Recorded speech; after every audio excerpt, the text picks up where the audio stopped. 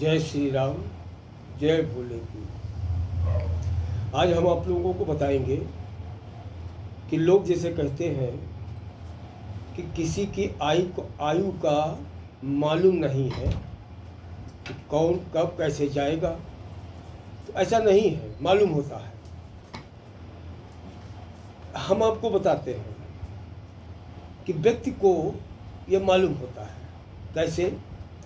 कि जैसे एक व्यक्ति बहुत ही पूजा पाठ और धार्मिक अनुष्ठान, लोगों की भलाई का काम, अच्छे कार्य, लोग उसकी प्रशंसा करते हैं, जहाँ बैठता वहाँ पर खुशबू बिखेरता है, तो इसका मतलब वो व्यक्ति लंबी आयु का निश्चित जीवित रहेगा और निरोगी रहेगा, पक्का जान लीजिए।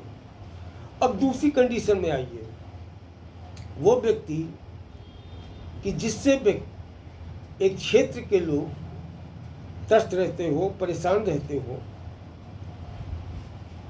कोई भी आदमी उसके लिए दुआ न करता हो, वो व्यक्ति, तो उसकी आयु बहुत ज़्यादा होगी। तो लगभग 50, बहुत ज़्यादा हो गई तो शायद 60 हो जाए।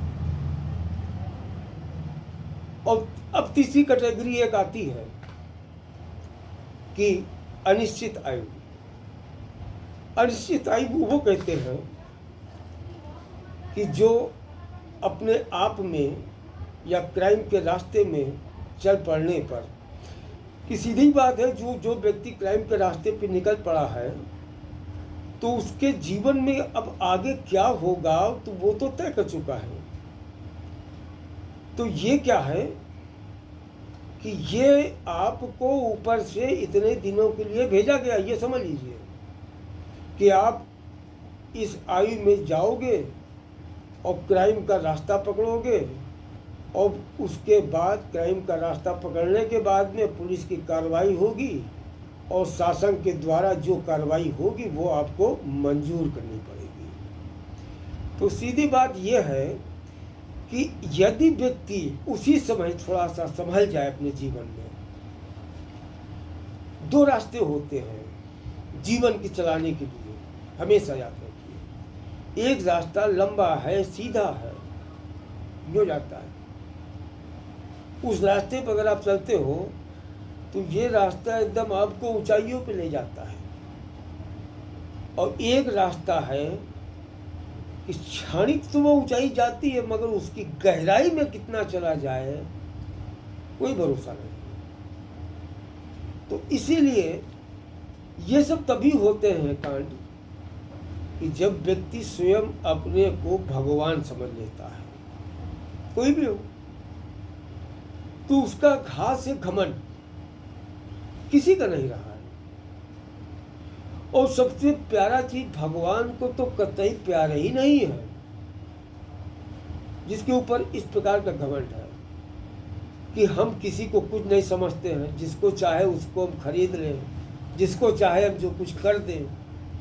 तो ये हो सकता है उसको क्षणिक सुख मिल रहा हो, ये उसको प्रारब्ध के सुख होंगे या पूर्व जन्म के कर्म होंगे, मिल रहे होंगे, परंतु ये आपके कहिए कि इसका भंडार आप भर रहे हो, वो अपना कोष, जो आपका धर्म का कोष आपके पूर्वजों का है, वो खाली हो रहा होगा, नहीं मालूम आपको।